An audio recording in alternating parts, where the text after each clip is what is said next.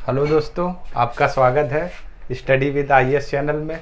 दोस्तों, जो कल की क्लास हुई थी मैंने लोकपाल के बारे में बताया हुआ था, और आज की दोस्तों जो क्लास होगी लोकायुक्त के बारे में। ठीक है ना दोस्तों,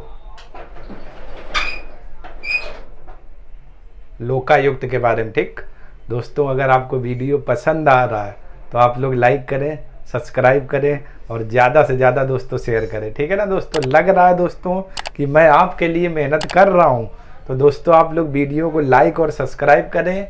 और दोस्तों अगर कोई भी प्रॉब्लम हो दोस्तों तो आप लोग कमेंट ज़रूर करिए। आप लोगों से अनुरोध है, कमेंट ज़रूर करिए। ठीक, कोई भी समस्या, कोई भी बिंदु या नहीं समझ में आ रहा है, या कुछ भी बाई मिस्टेक मैंने कुछ भी आंकड़ा कुछ लिखवा दिया हो जो चेंजमेंट हो, तो आप लोग दोस्तों कमेंट करिए और आपके कमेंट का हम तुरंत आंसर देने का प्रयत्न करेंगे। तो चलिए दोस्तों, आज की क्लास शुरू करते हैं। और आज का दोस्तों जो टॉपिक रहेगा वो लोकायुक्त के बारे में रहेगा। लोकायुक्त के बारे में क्या है दोस्तों, जरा देखिएगा। लोकायुक्त भारत के राज्यों द्वारा गठित भ्रष्टाचार रोधी संस्था है। ठीक है ना, जैसे लोकपाल दोस्तों वो केंद्र में थी और लोकायुक्त ये राज्य में है। ठीक, राज्यों के द्वारा गठित एक भ्रष्टाचार संस्था है। जैसे उत्तर प्रदेश के द्वारा इस लोकायुक्त की संस्था को गठित कर लिया गया और एक चयन समिति के सिफारिश पर। और ये दोस्तों फिर क्या, जो भी अधिकारी होते हैं, ठीक है ना, उनके भ्रष्टाचार से संबंधित शिकायत मिलेगी, उनकी क्या जांच करती है। और इसी को दोस्तों क्या बोला जाता है, लोकायुक्त। लोकायुक्त, ठीक है ना दोस्तों। तो ये है लोकायुक्त, भारत के राज्यों द्वारा गठित भ्रष्टाचार रोधी संस्था है। इसके बाद दोस्तों नियुक्ति की अगर बात करें तो राज्यपाल द्वारा एक चयन समिति के आधार पर इनकी क्या नियुक्ति की जाती है। लोकायुक्त दोस्तों है जो इसकी नियुक्ति राज्यपाल के द्वारा एक चयन समिति के आधार पर की जाती है। और इस समिति में दोस्तों जरा ध्यान से देखना, इस समिति में सीएम यानी जो मुख्यमंत्री होता है, चीफ मिनिस्टर, वो अध्यक्ष होता है दोस्तों। सीएम अध्यक्ष और विधानसभा अध्यक्ष और विधानसभा के विपक्ष के नेता और हाई कोर्ट के न्यायाधीश इस समिति में दोस्तों होते हैं। और ये लोग मिलकर किसका दोस्तों गठन करते हैं, लोकायुक्त का गठन करते हैं। लोकायुक्त का गठन करते हैं, नियुक्ति करते हैं। ठीक, यानी नियुक्ति राज्यपाल के द्वारा एक चयन समिति के आधार पर की जाती है। और ये लोग दोस्तों किसका गठन करते हैं, लोकायुक्त का। लोकायुक्त का, जिसमें से सीएम दोस्तों इस समिति में अध्यक्ष, विधानसभा अध्यक्ष, विधानसभा के विपक्ष के नेता और हाई कोर्ट के क्या होते हैं दोस्तों, न्यायाधीश होते हैं। न्यायाधीश होते हैं, ठीक है ना दोस्तों, लोकायुक्त, ठीक है ना, न्यायाधीश होते हैं। चलिए इसके बाद दोस्तों अगर इनके कार्यकाल की बात की जाए, ठीक है ना, कार्यकाल, कार्यकाल, कार्यकाल की दोस्तों अगर बात की जाए तो इनका जो कार्यकाल दोस्तों होता है वो 5 वर्ष होता है।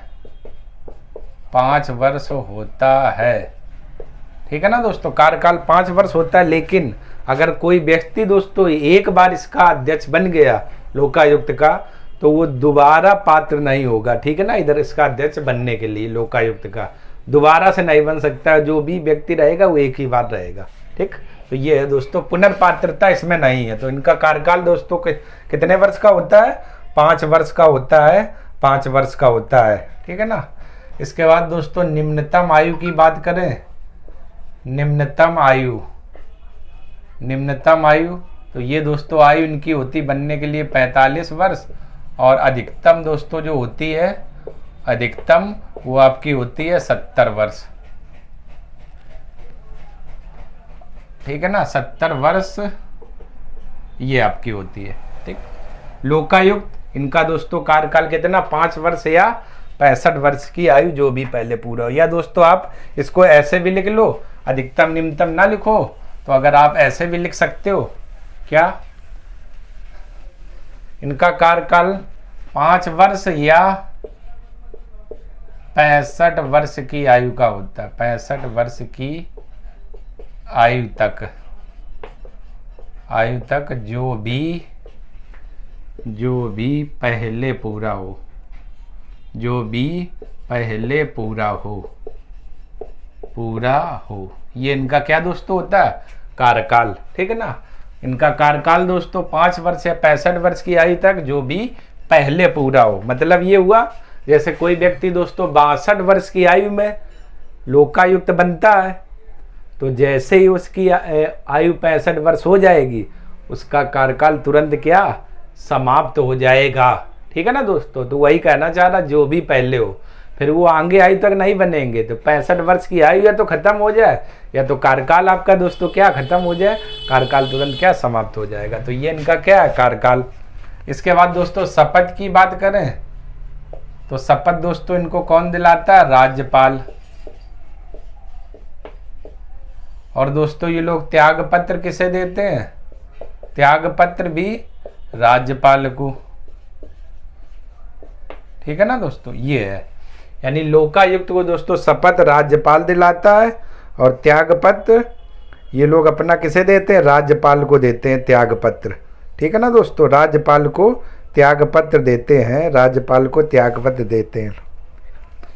ठीक दोस्तों, तो ये आपका इतना सहायक कि लोकायुक्त भारत के राज्यों द्वारा गठित भ्रष्टाचार रोधी संस्था है।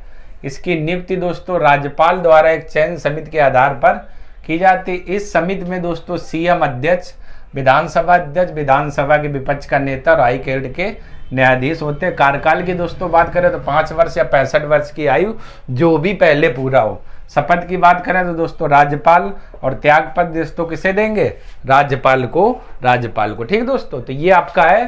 ठीक, तो चलिए आप लोग इतने का स्क्रीनशॉट ले लीजिए। इसके बाद की बिंदु दोस्तों आगे बात करते हैं। तो आप लोग इतने का स्क्रीनशॉट ले लो।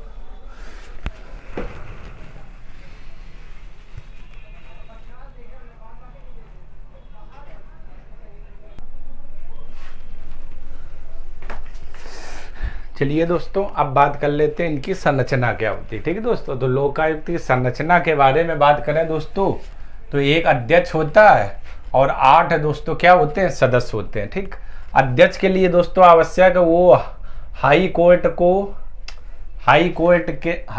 का मुख्य न्यायाधीश हो, हाई कोर्ट का मुख्य न्यायाधीश या हाई कोर्ट से रिटायर्ड जज हो, हाई कोर्ट से रिटायर्ड जज हो या हाई कोर्ट का मुख्य न्यायाधीश रह चुका हो। ठीक, तो ये लोग दोस्तों क्या बना दिए जाते हैं, अध्यक्ष बना दिए जाते हैं लोकायुक्त में।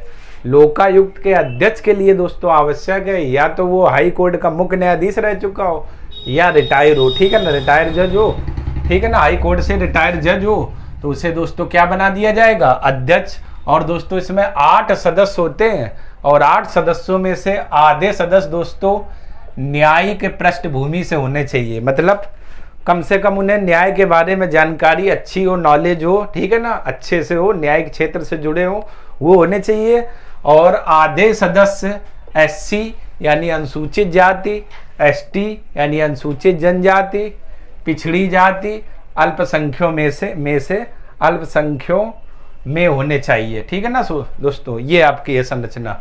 तो यानी इसमें एक अध्यक्ष और 8 दोस्तों सदस्य होते हैं। ठीक, अध्यक्ष के लिए आवश्यक है वो हाई कोर्ट का या तो मुख्य न्यायाधीश हो या हाई कोर्ट से रिटायर्ड जज हो, और 8 सदस्यों में से कम आधे सदस्य दोस्तों न्यायिक पृष्ठभूमि के हों और आधे SC यानी अनुसूचित जाति, ST अनुसूचित जनजाति, अल्पसंख्यक वर्ग, पिछड़ा वर्ग आदि से क्या होने चाहिए।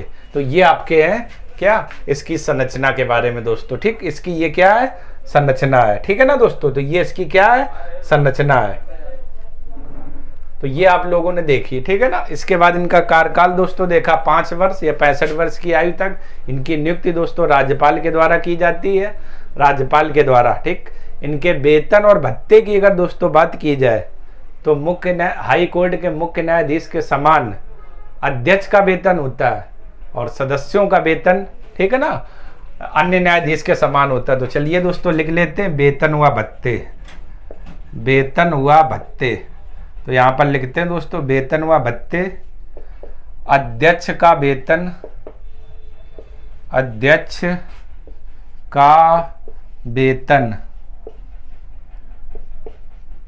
हाई कोर्ट के मुख्य न्यायाधीश के समान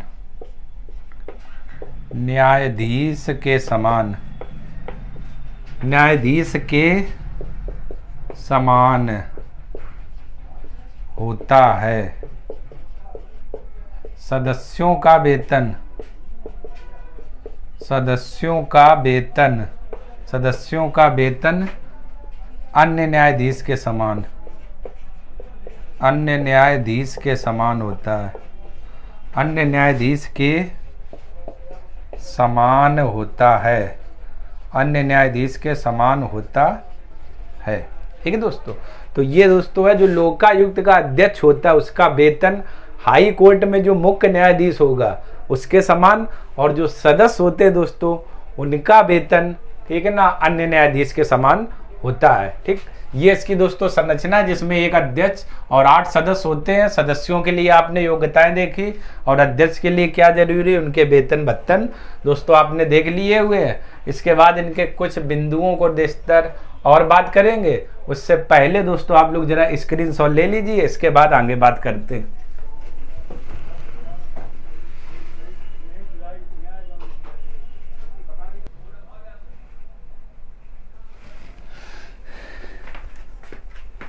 चलिए दोस्तों, अब कुछ बिंदु और रह गए, उन पर बात कर लेते हैं और ये आपका टॉपिक क्या समाप्त हो जाएगा दोस्तों। ठीक है ना, तो चलिए दोस्तों देखते हैं। तो लोकायुक्त कार्यालय की दोस्तों बात की जाए तो इनका कार्यालय दोस्तों राज्य की राजधानियों में होता है। ठीक है ना, राज्य की राजधानियाँ मतलब जहाँ पर जिस राज्य में इस लोकायुक्त का गठन किया जाएगा उसी राज्य की राजधानी में इसका क्या दोस्तों कार्यालय बना दिया जाता है, कार्यालय बना दिया जाता है। ठीक, इसके बाद महाराष्ट्र 1971 में लोकायुक्त का गठन करने वाला प्रथम राज्य था, यानी पहला राज्य था। और दोस्तों कब किया था, 1971 में। ठीक है ना, महाराष्ट्र 1971 में लोकायुक्त का गठन करने वाला प्रथम राज्य था। और मोस्ट इंपॉर्टेंट दोस्तों ये बहुत आता है, यूपी के प्रथम लोकायुक्त बिशंबर दयाल थे। यूपी के प्रथम लोकायुक्त दोस्तों कौन थे, बिशंबर दयाल। और इनका कार्यकाल दोस्तों 1977 से 1982 तक रहा था। बिशंबर दयाल यूपी के पहले लोकपाल थे और वर्तमान में दोस्तों यूपी के 7वें लोकपाल जो 2017 से हैं उनका दोस्तों नाम है संजय मिश्रा। ठीक है ना, तो वर्तमान में यूपी के 7वें लोकायुक्त संजय मिश्रा है। ठीक है दोस्तों, तो ये आप लोगों ने दोस्तों लोकायुक्त का टॉपिक देखा। ठीक, इनकी नियुक्ति राज्यपाल के द्वारा एक चयन समिति के आधार पर, कार्यकाल 5 वर्ष का, शपथ राज्यपाल, त्यागपत्र राज्यपाल। ठीक है ना, वेतन लोकायुक्त के अध्यक्ष का वेतन हाई कोर्ट के मुख्य न्यायाधीश के समान और सदस्यों का वेतन दोस्तों अन्य न्यायाधीश के समान। इसके बाद कार्यालय दोस्तों राज्य की राजधानियों में। और ये कुछ प्रमुख बातें जो एग्जाम में पूछी जाती, जिसमें यूपी के प्रथम लोकायुक्त बिशंबर दयाल दोस्तों कई बार क्वेश्चन आया हुआ है, बिशंबर दयाल। और महाराष्ट्र पहला राज्य ऐसा था जिसने लोकायुक्त का गठन किया था, कब दोस्तों 1971 में। और वर्तमान में दोस्तों कौन है, संजय मिश्रा 7वें। ठीक है ना दोस्तों, तो चलिए दोस्तों पहले आप लोग इतने का स्क्रीनशॉट ले लीजिए। चलिए दोस्तों स्क्रीनशॉट ले लिया होगा। तो ये दोस्तों आपकी लोकायुक्त की क्लास रही जो मैंने कंप्लीट करा दी है आपके वादे के मुताबिक। दोस्तों कल की दोस्तों जो क्लास होगी वो भारतीय संविधान के कुछ इतिहास कहाँ से रहा, 1773 के रेगुलेटिंग एक्ट से करेंगे।